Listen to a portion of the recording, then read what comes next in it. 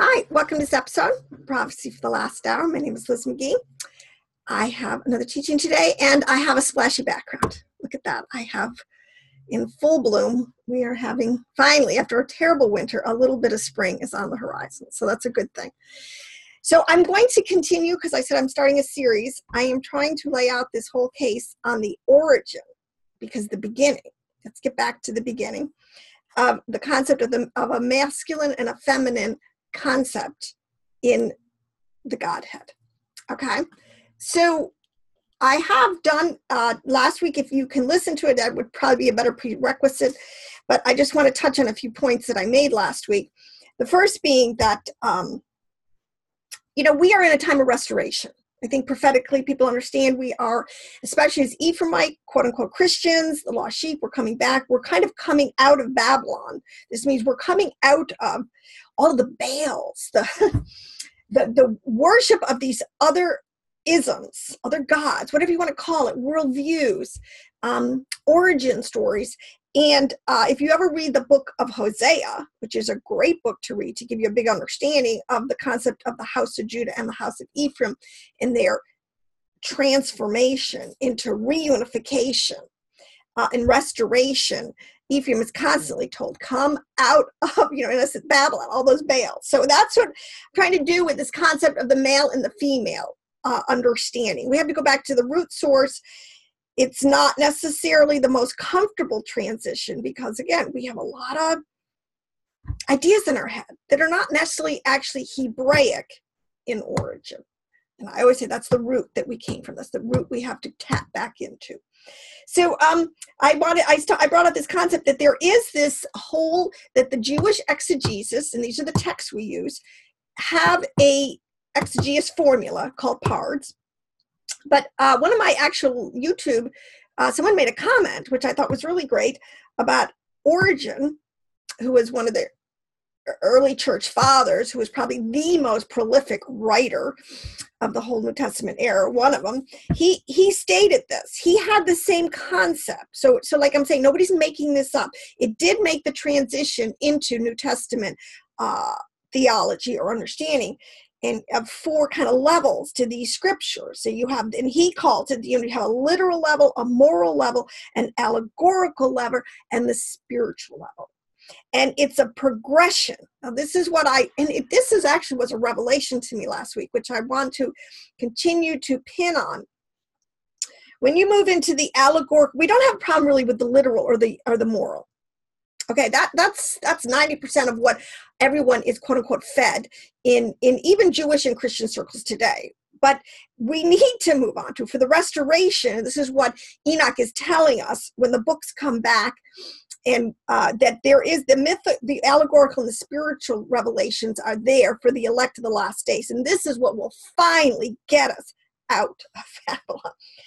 To get back to what he called a pure and undefiled religion or theology. There is so much that is impure and defiled in a lot of our thoughts. So anyways, when you go into the Exodus, the typology, the first Exodus brought the people out of Egypt. Egypt kind of represents the body, the physical. They were literally delivered from a slave status bodily into a free man status with their own nation and country as free men under Yahweh.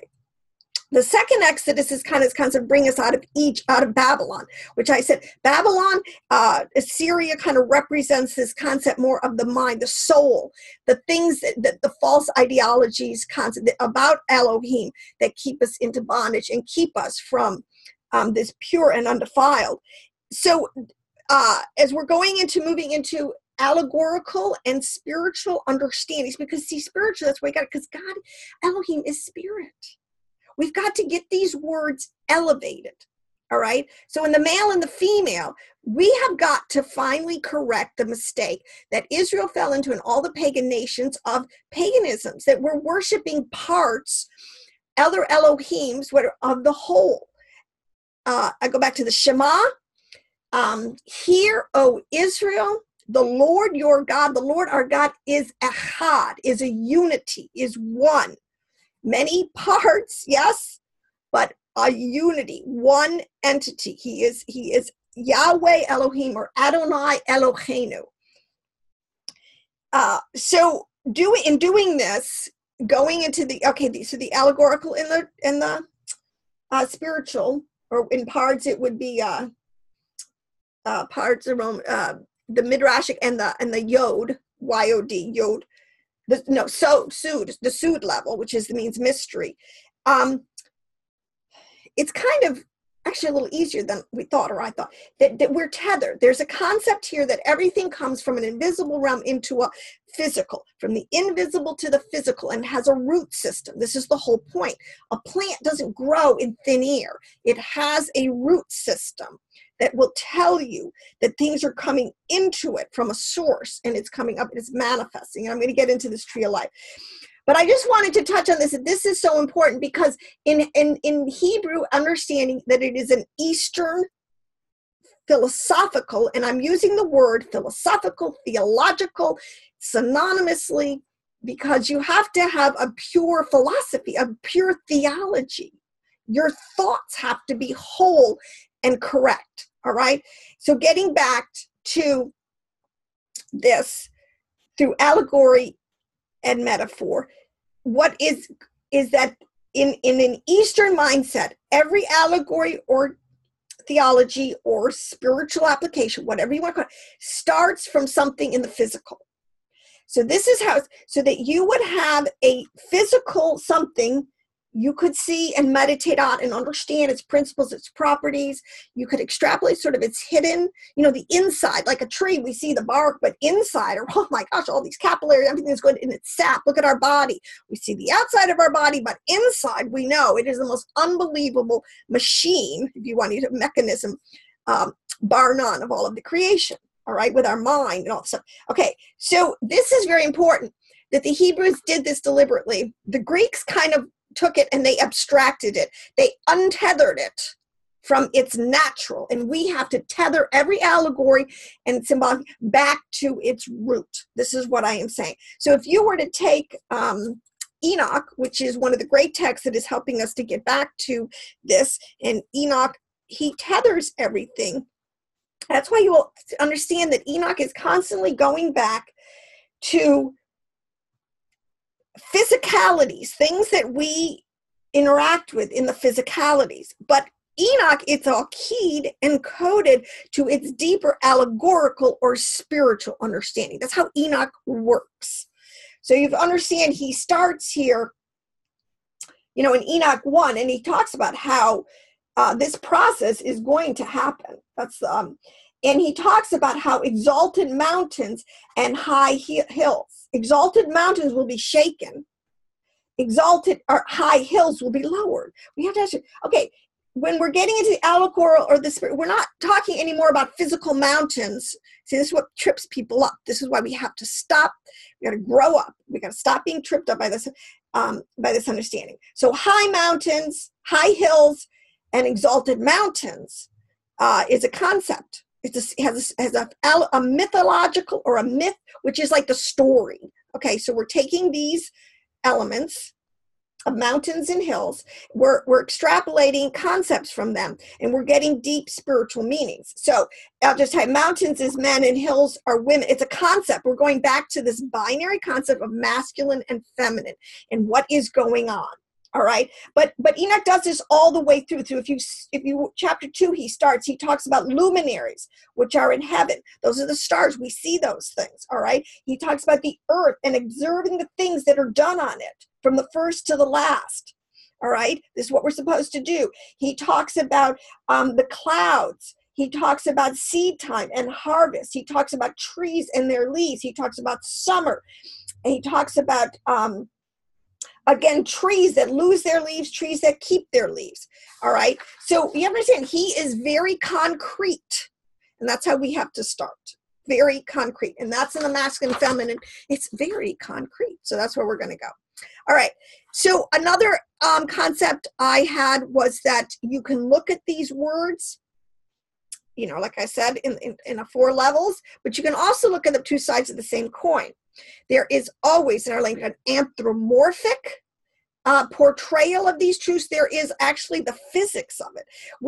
What we have really shot ourselves in the foot of not really understanding how literally and it says that science falsely accused so like fake science will be even that will be revealed and corrected in the end, because our Bible actually is all about the science, the physics, including how the physics of the supernal realms operate, all the way down to the laws of physics here on Earth. So you can look at it from both sides. You've got the physics and you've got the anthropomorphic understanding. They're a little bit, there are two ways of extrapolating deep allegorical and spiritual understandings in our text.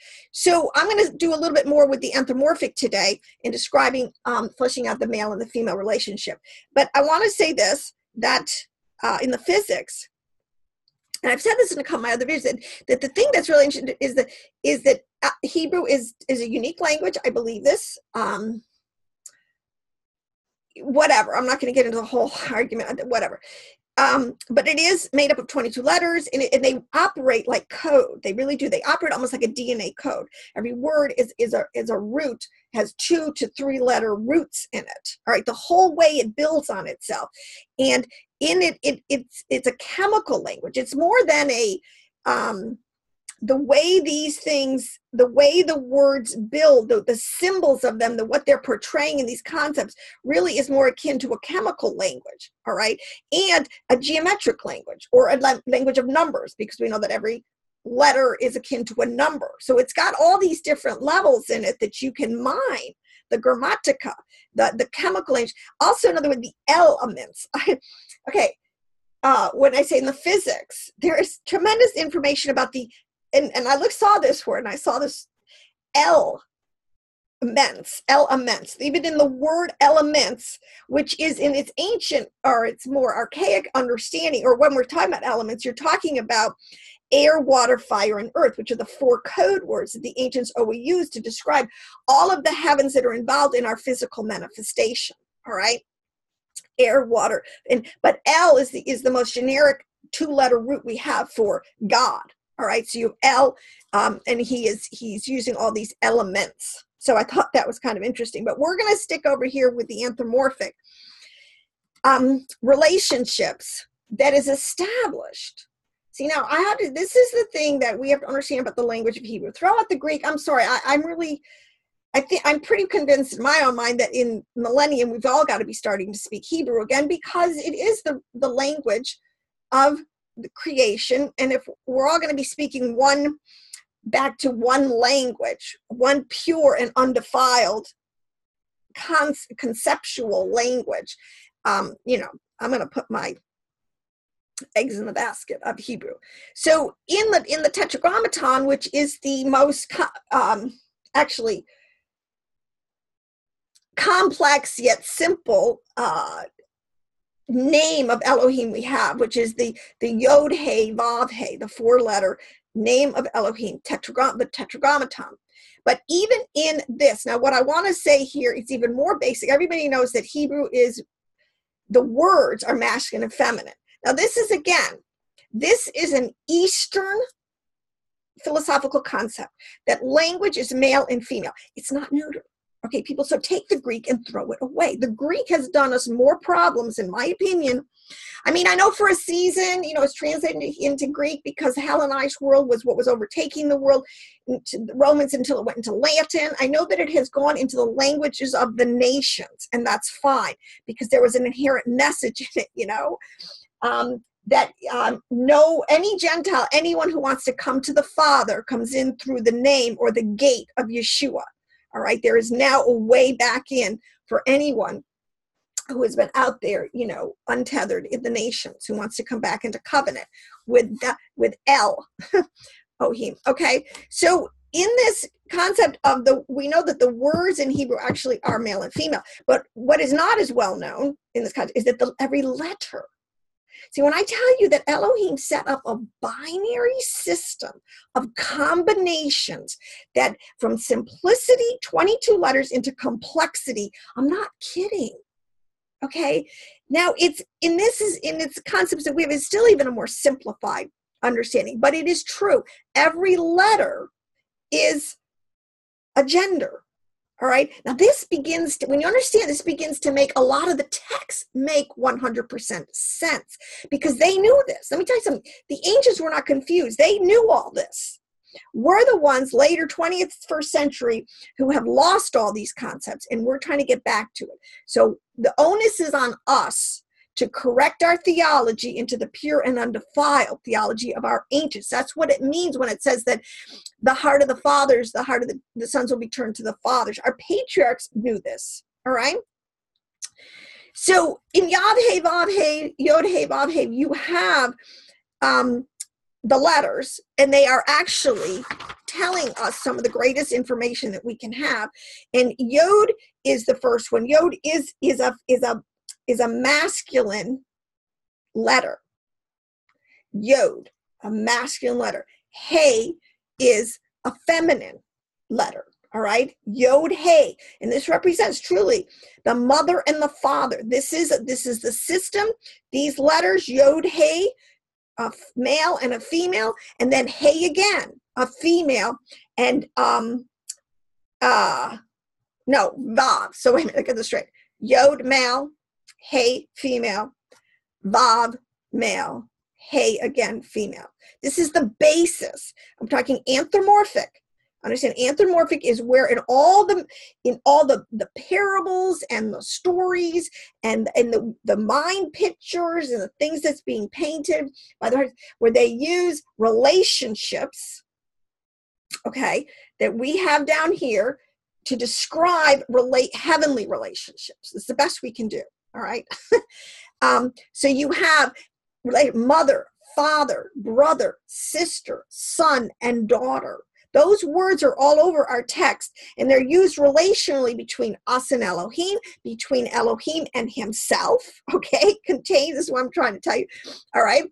And, good mothers, bad fathers, there's all these different stories, king and queen, subject and master, bond and free. You have male and female. That's in there. That's one of these relationships. The free woman and the bond woman. These are all, again, relationships. But to stick with it, if you take out, and I'm going to show this to the Yod He Vav He, you have a mother and a father who have a son and a daughter. All right. This is the whole concept of the Godhead. Now, what happened a lot of times, especially in the earliest formations of Christian theology, they did retain a concept of the Trinity, which is a triad of a relationship of the Father and the Ruach, because the Ruach is feminine everywhere it is. It's in all of Hebraic understanding, it's feminine. This is what we have to understand. So the mother, Shekinah, these words, the daughter, the sister, we are talking about a feminine personification. We're not actually talking about a goddess. We're not talking about a physical separate entity. All right, that's what's so important to understand. We're never talking about a separate entity that you worship separate. That's the trip up. That's what always happens, because carnal man, for some reason, cannot keep high and exalted and lofty thoughts in his mind pure and undefiled. Right?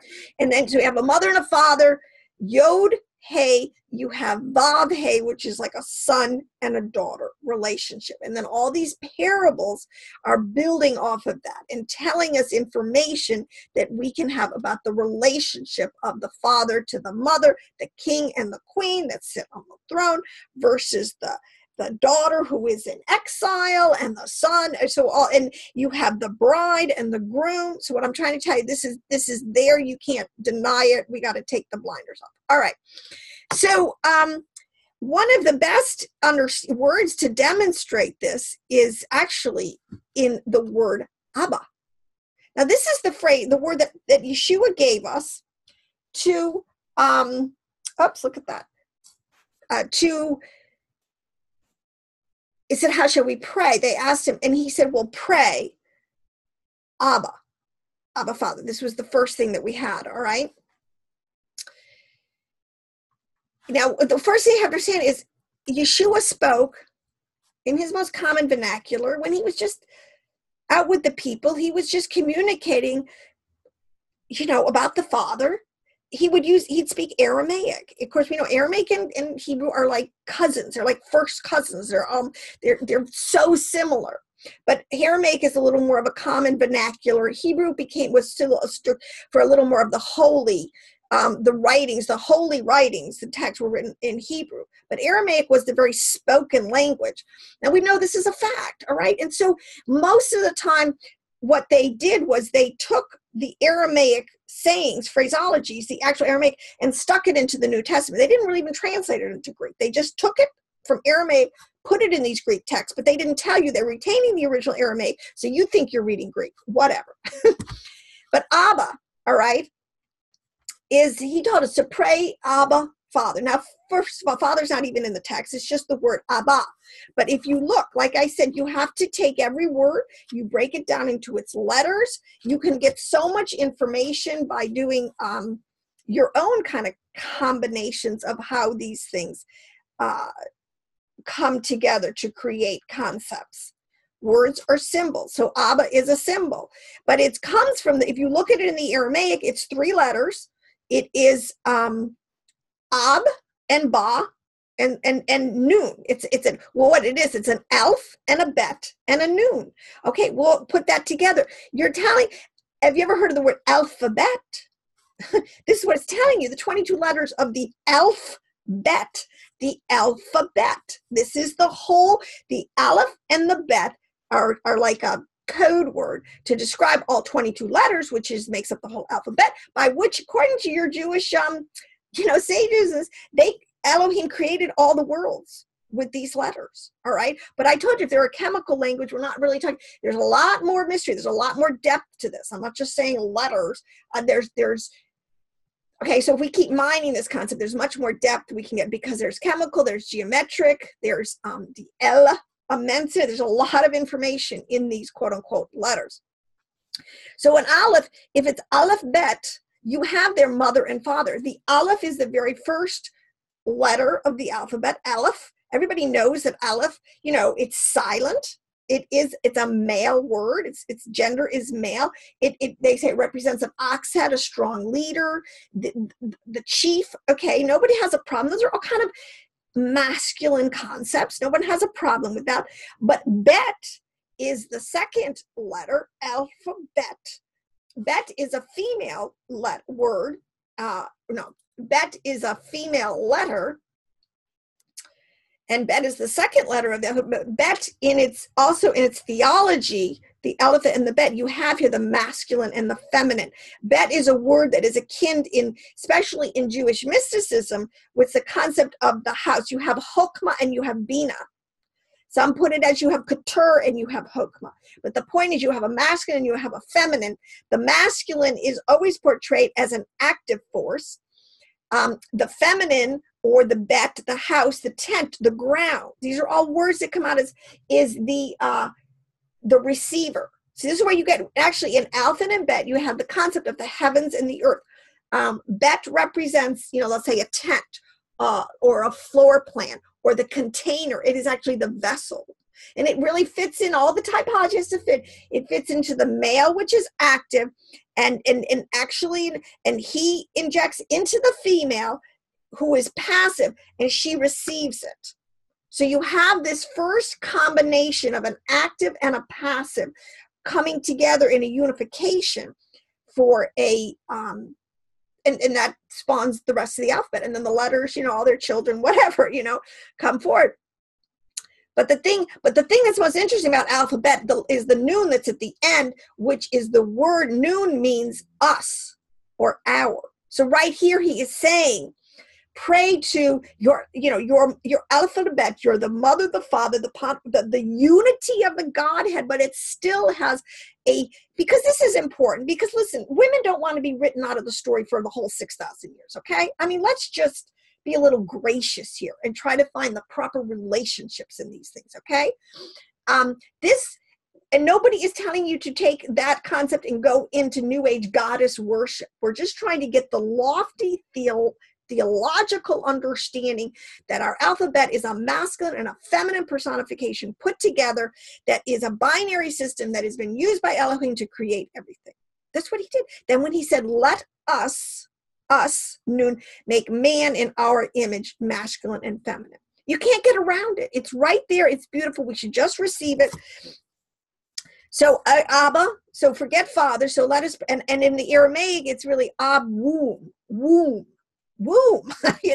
have, the seed is planted in the womb. And so let us, all right, make man in our image. Image is the word, really, you can use the word clone today. That's Yeshua. He was a complete clone of the mother and the father. He was full of his mother, full of his father, completely, perfectly. So as we've established that in Deuteronomy, this concept is in the language, but we have never been taught to see it. So now we have to see it. In Deuteronomy 32:18, it says, he's telling them, Moses is saying, you forgot the rock that fathered you.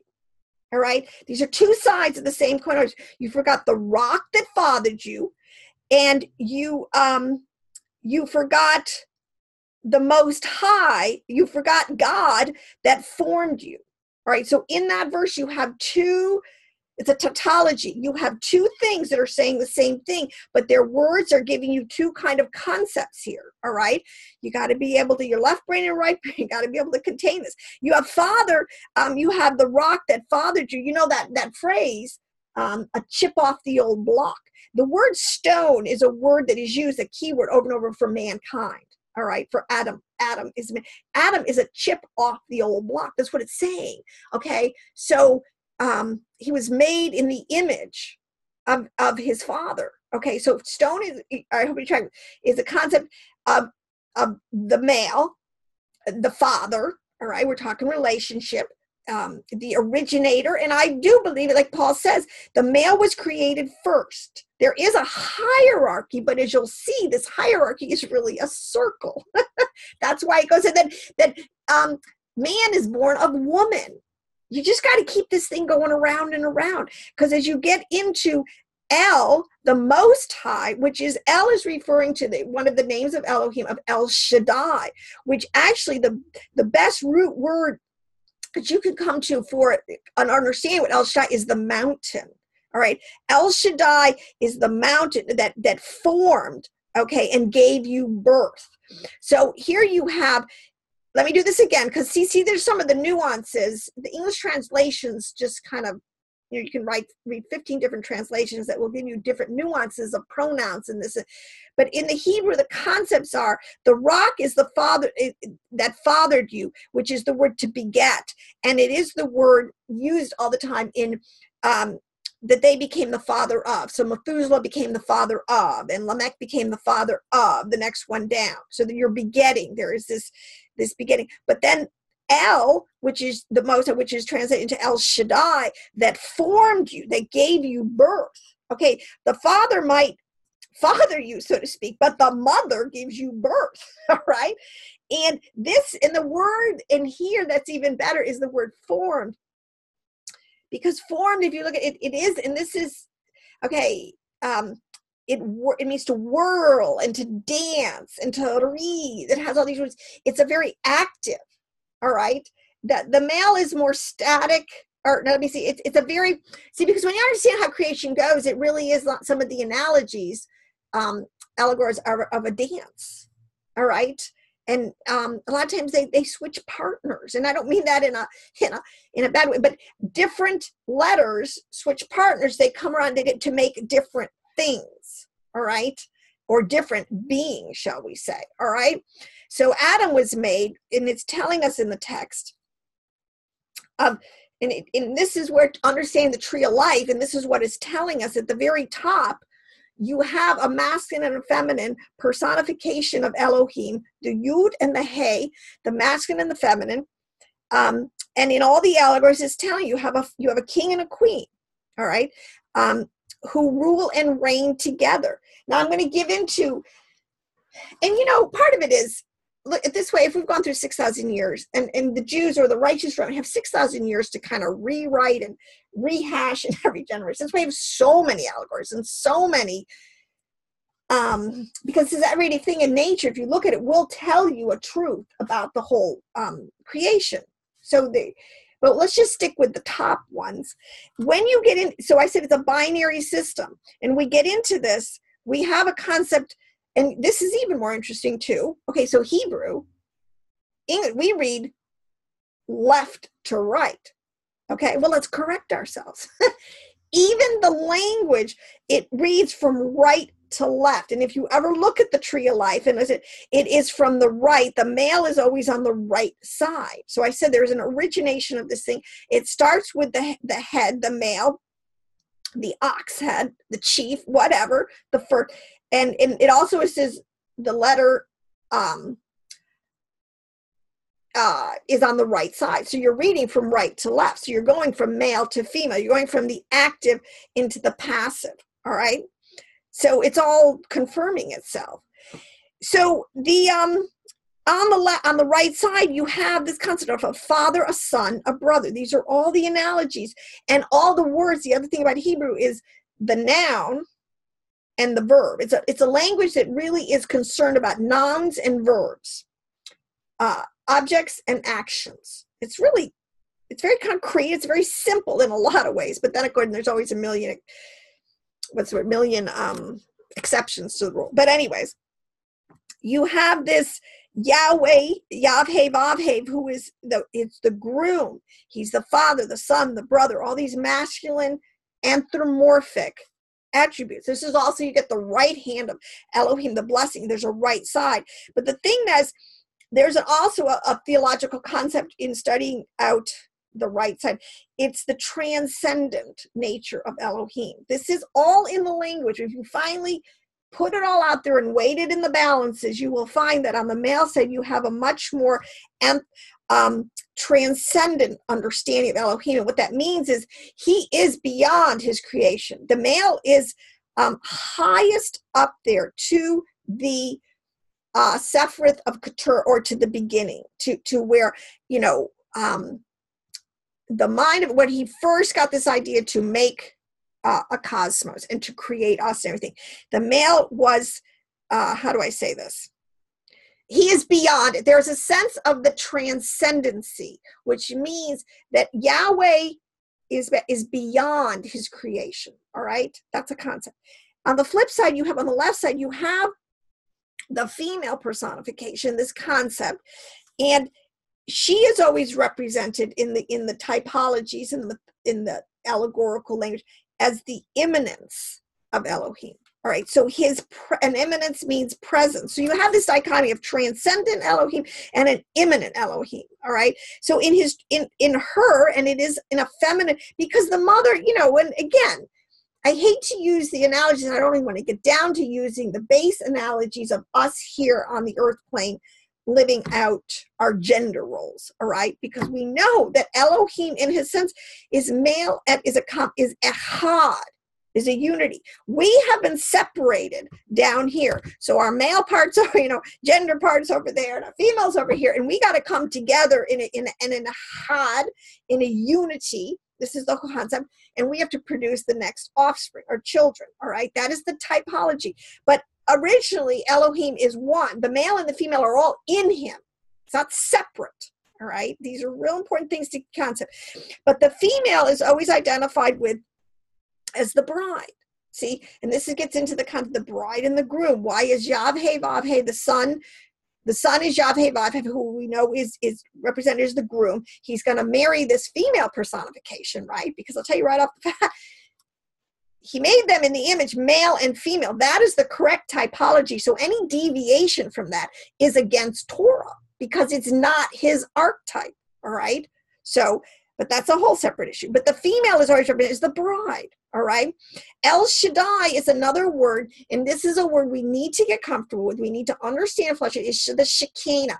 This is the glory. This is the imminent presence, tangible, many times, of the presence of Elohim among us. This is our mother among us. Or it's a lot of times she's referred to as the daughter, because and I'll get into that, but that's the bride. That's El Shaddai. She is referred to as Zion. If you ever wonder what the code word Zion represents the immanence of the mother, the female presence that's with us. Elsha, that is Zion, and that's Zion below. You get into this concept of and the Ruach. We all know the Ruach is feminine. This is where in the Greek, this is why it got so twisted. We've had 2,000 years of leaving our root system between the Greek and the Latin, and then all the other languages that don't really have clear gender language, all right?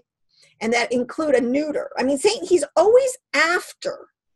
See, the devil's always in the details. He's always after changing and perverting and distorting the basic building blocks, whether they be of life or of thought, all right? So if we just go back to this binary concept of masculine and feminine and understand all our allegories in that sense, understand that even overarching this whole concept is Adonai Echad, but still the Lord is one, we can get back to all this beautiful understanding.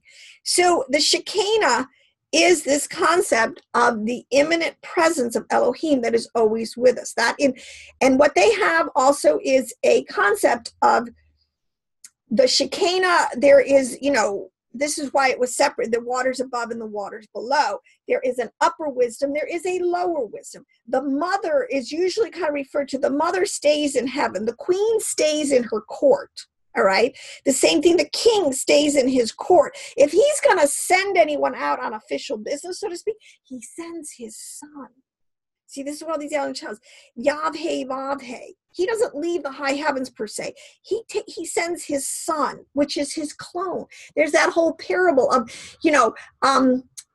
where he sends different, not worker, chieftains, or what are they called?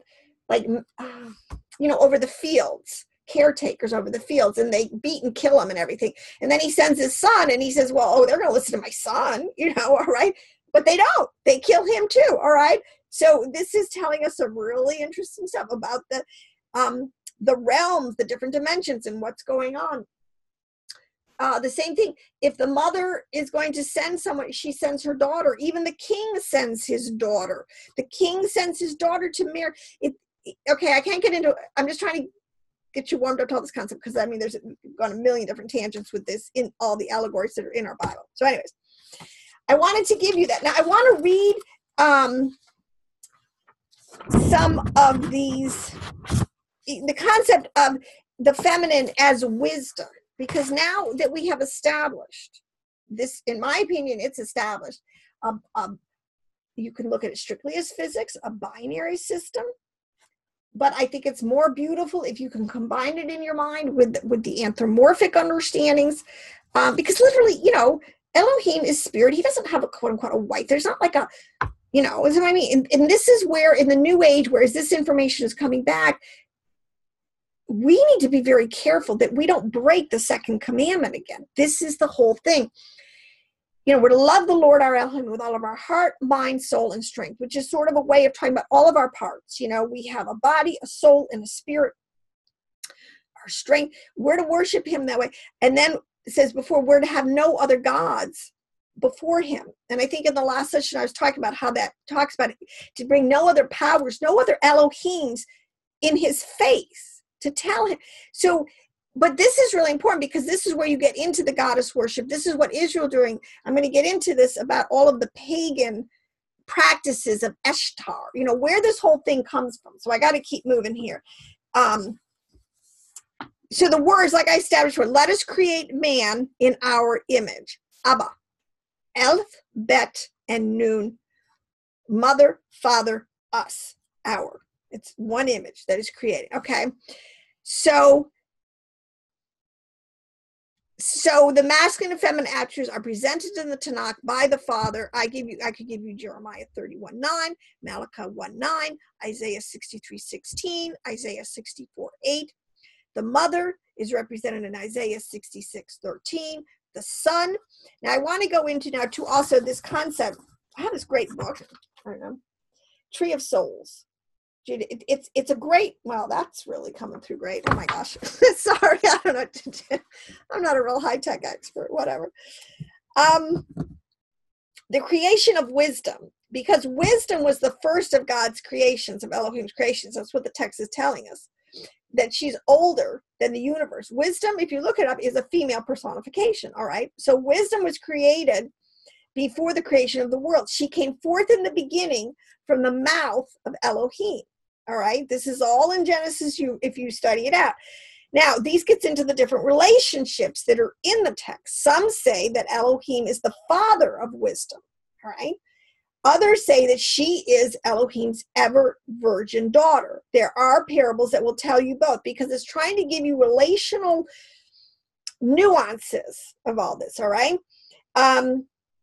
Others identify wisdom as the daughter of Elohim, or the firstborn mother of all things, all right? And others still say that Yahweh Elohim is the husband of wisdom. And all of those are true, because Elohim is a God. So in our minds, see, these are paradoxical. In our finite brains, we have a really hard time understanding how can Yahweh be a husband of wisdom, but at the same time, wisdom is his daughter. Not only that, it's his ever virgin daughter. And then how can Elohim be the father of wisdom? All at the same time. But it can, okay? Because there are no paradoxes with Elohim. The paradoxes are our, finite brains trying to understand all these supernal relationships. Wisdom was present at the creation of heaven and earth. It is stated in Proverbs 8:27-29. It says, wisdom, was there when he set the heavens into place, and when he fixed the foundations of the earth. You have to understand two things. Heavens and earth are also keywords to represent something, but I'll get into it in a minute. So then he says that wisdom is the instrument of his workmanship. As it is said, Yahweh founded the earth by wisdom, Proverbs 3:19. Wisdom's house is a calm and serene haven. Now I told you the word bet, which is the original word for wisdom. This is a house, is a container, is a vessel. Because I've said this so many times, you always have this concept in the binary. You have the heaven and the earth. What it's saying is you have the soul, the animation of the thing, and then you have the container of whatever is created. We have this vessel, we have this glory in earthen vessels, all right? That is a typology that is always present. So wisdom, who is Bina, like I said, where there's an upper wisdom, the mother, the queen, stays in her court. So that is wisdom, has built her house. Word bet means house. So in other words, we're sticking with this conceptual typology, all right? No sooner do you call to wisdom than she stirs ready to serve you at your gates. She's imminent, all right? She has a daughter down here. I mean, this is the imminence, like I already said, the female is a concept that she's imminent. She's always there. Our mother is always there to comfort us and encourage us and strengthen us. This is the concept. It talks, and again, Proverbs 8:22-31, the Lord Adonai created me at the beginning of his course, as the first of his works of old. In the distant past, I was fashioned at the beginning, at the origin. I'm just giving you these out of, now, in Proverbs 3:19, it talks about Yahweh, by wisdom, founded the earth. By understanding, he established the heavens. And this is so important because in the typology, you have wisdom, which is Chokmah, which is akin to the Greek word Sophia, which is also a female. I believe. I'd have to check on that. I don't know if they keep Sophia as female or neuter in the Greek, but whatever. Yahweh, by wisdom, Chokmah, it's that word, founded the earth. By understanding, he established the heavens. That word understanding is Bina. All right. These are actual Hebrew words that move over into the tree of life. Chokmah and Bina. It's telling you this masculine and feminine personification. All right. He has made the earth by his power, has established the world by his wisdom. It says in Psalm 102. How manifold are your works, O Lord. With wisdom have you made them all. Now, Reshit, in the beginning, is identified with wisdom, since Proverbs says that Elohim created me at the beginning. Now, I want to read you this. I haven't mentioned Philo a lot. Now, I haven't read all of Philo. He's huge, but I read a lot, and he is the premier theologian, Jewish theologian, giving you, to me, the most purest and undefiled theology of the Hebrews and the Essenes of these people at the time of Yeshua. So if you want to understand what they thought in their theological understandings, read Philo. All right. He is known, he draws on his allegorical method. All right. Remember I told you go from a literal, you got a literal meaning, a moral meaning, you have an allegorical, and you have a spiritual application. So wisdom, Philo identifies Elohim as the father, nothing new there, of all that was created. All right, he's the father. And wisdom is the mother. He says the knowledge with which Yahweh, and this is interesting because the knowledge that with which Elohim had intercourse, though not in the manner of humans, to engender all that was created, This is a good example of Philo's straddle allegory.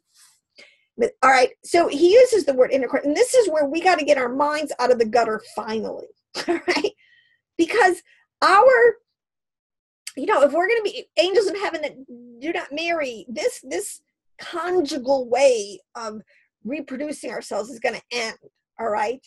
We're going to be back up in the mind of Elohim. We'll be the mother and the father relationship will be established again in us.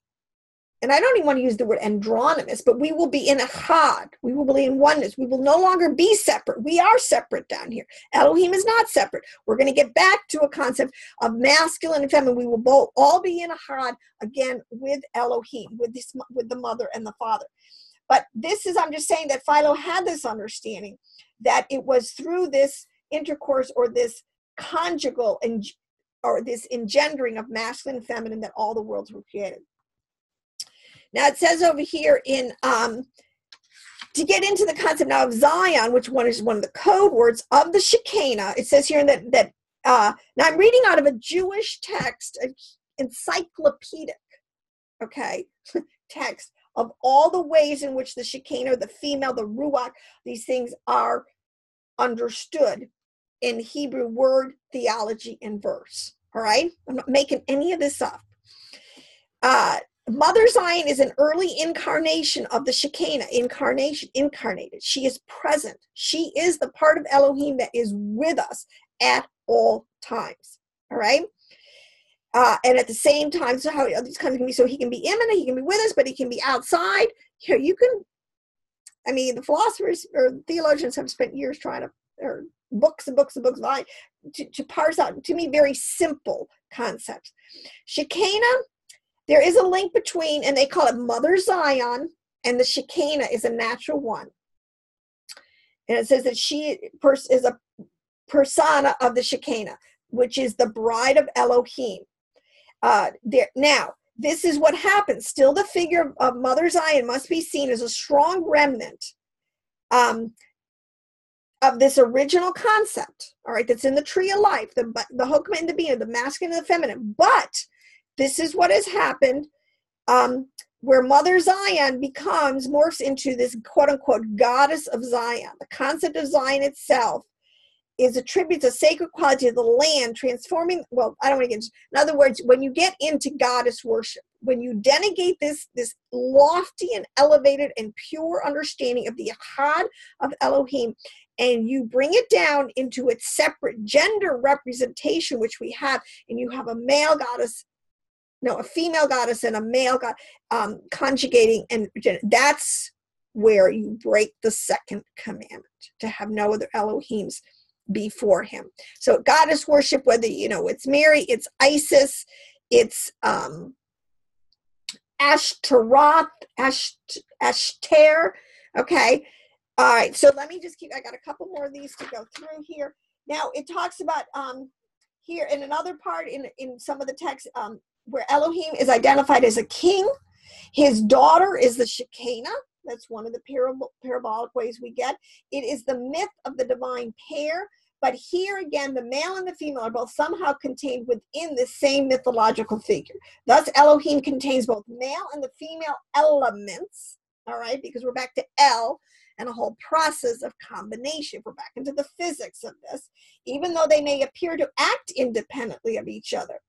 That's just an illusion, let's put it that way. Monotheism reclaims the wholeness of Elohim, no matter how many aspects of Elohim are portrayed.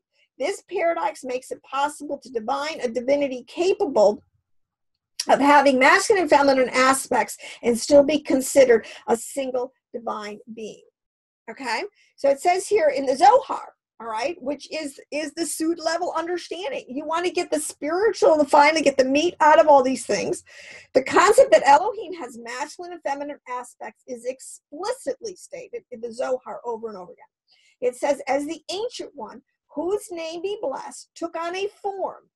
He shaped everything in male and female form. That's the sun. I told you, in another form, things could not exist. Therefore, the first beginning development was at once male and female, with Hokmah as father and Bina as mother. And the Zohar restates the Bahir's identification of the Shekinah as a mother, a daughter, a sister, which is another phrase is in the Tree of Life, Malkut, the kingdom that is down here with us. The Sephirot represents Shekinah, is sometimes called daughter, sometimes called sister, sometimes called mother. So, what can I say? I didn't write the text, all right? All right, so let me go. That's it. That the daughter, God's daughter as Shekinah exists in two realms at the same time. This is what they say, the Shekinah above, which is Bina. There's the Shekinah below, which is Shekinah, which is known as the daughter. And her divine manifestation, the mother stays in heaven, but at the same time, he sent his daughter into the world, or he sent his son. Either one of them works. All of the glory of the king's daughter is within her. So he says, if you've seen me, the son said, if you've seen me, you've seen the Father. This is another piece of the coin, but I'm just sticking, we can do this all with the son, but I'm trying to stick on the fact that this concept of the mother, the feminine is absolutely Hebraic, and we can be safe to stick with this, okay? So let me see how I'm doing on time. Let me go into this, trying to touch now. The last thing is on, see, this is where, because I tell you, it's so deep. I don't know. I don't want to freak anybody out, You can't, that's why you drink milk as a baby, because if you try to eat it, you're going to choke on it. All right, I'm not trying to choke anybody, so to speak. But archaeological discoveries, we have Houston, we do have a problem in the sense, because we do know from archaeological discoveries that in some ancient Israeli sites, we know all around the world, there's phallus worship, okay? Who has the phallus in this thing, right? Okay. And there is goddess worship. This is the idea of the grove, the earth. This whole thing was delegated to the active, inseminating into the passive, the womb. This is all over pagan religions, all right? But even, it shows up even in Israel, because we know Israel started to follow after the gods of the nations, all right? They started to profane this. They started to, it got dirty. It got contaminated, all right? But anyway, let's go back to this. So Yahweh and Asherah were appropriately worshipped as a pair. Now, this is where it gets a little tricky, and when we got to think clearly, have no fear, okay? This is when he says that in Elohim there is no fear. Believe me, that you just want truth. That I always say that my Elohim is greater to keep me than the devil's ability to deceive me. I'm a Torah-keeping person. I have no fear, really and truly. I don't stay awake at night, all right? I try to always live in purity and in Torah keeping my mind and my body and my soul pure and undefiled before the Father, all right? He says if you do that, he's a good father. If you ask for bread, he's not going to give you a stone, all right? So, I mean, if you're out there in willful sin, if you're still in deliberate willful sin, okay, then maybe you should stay away from all this, all right? Because, yes, you probably are going to get a little bit of mixture because you're still in mixture, all right? But to the elect that are coming out, that are learning how to get their garments unspotted from the world, this is real meat that we can go into and figure out, and we need to, all right? Because we need to have an answer. The elect are going to have an answer for everything, correct for the hope, and especially for the hope that is in us. So Yahweh and Asherah were appropriately worshipped as a pair. There is this concept in the Paleo Hebrew, and going way back, this is the point. The tree of life is found everywhere. There is a pure concept of the masculine and feminine aspects, the king and the queen in their court, so to speak, in the high heaven, administering the whole cosmos. All right, this is a correct biblical Hebraic concept, as I just laid out to you. All right, but it was highly profane and broken in the second commandment. All right, so we know that there are 8th and 9th century BC inscriptions that mention Yahweh, Yod He Vav He, and his Asherah, and it means, Asherah means Yahweh's companion. All right, what would it be? You know, isn't that she is called the helper? Another word is, another way you can do this. My husband and I, we're doing the Amida now every day. There is this part where it talks about King, Ezer, Moshe, and Megan. Okay, those are 4 Hebrew words for, it really, that relates, you can, to the Yod He Vav He. You have the king, Ezra. So in other words, when Eve was made, she was quote unquote a helper. But this is the point. She wasn't, this is so important. She wasn't a helper like a beast of burden, lower than Adam. She wasn't a helper in the sense of God is our helper, which would put her on the same par with God, with Elohim. All right, this is such an important. She was a helper, an equal partner in this thing. All right, they help each other fulfill their calling, their ministry, whatever what they're doing. So it's that Yahweh and Asherah, because you got to get the spelling. I know there's Asherah. I just want to touch on this and end with this. That there is this concept of Yahweh and his Asherah, or his companion. All right.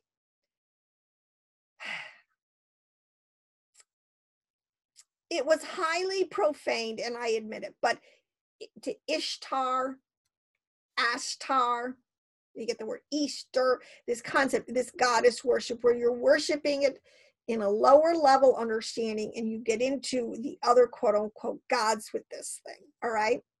This is where you get into this concept of the Asherah pole. We're constantly seeing this in the Old Testament, meaning Yahweh's sacred pole that represents the goddess Asherah that sits in his temple or beside his altar. You see, this thing had really come down and gotten profaned by the nations and even Israel. And this is why in your Bible, you will see all these about in the groves and under every high hill and under every tree. All right. Those are code words. And I don't even, the code words are actually very graphic. You figure it out. The pole, the Asherah pole, and the, where she sits on,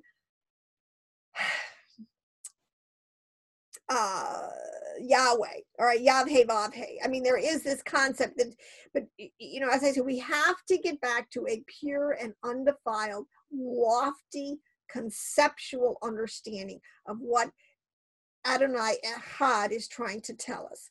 So not only was the Queen Mother's position in the palace generally paralleled by Asherah's position as mother goddess in the heavens, but also the Queen Mother's status as the wife of the king's father.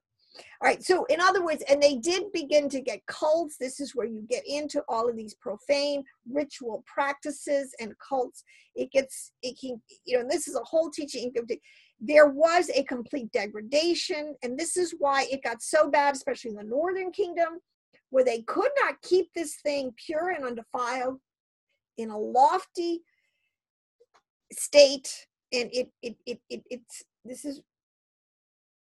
this is the part of the problem. Okay, so that's why I'm really hepped on this, is because we need to elevate, and we need, as Enoch says, the elect of the last days, because of what has happened with Yeshua, because of coming out of it, we're going to be able to do this. All right, this time there will be a group on the planet, the plant of righteousness, that will not, even this is says with 144,000, who will not defile themselves with women. These are kind of all allegorically saying these, we will be able to keep this thing high and lofty.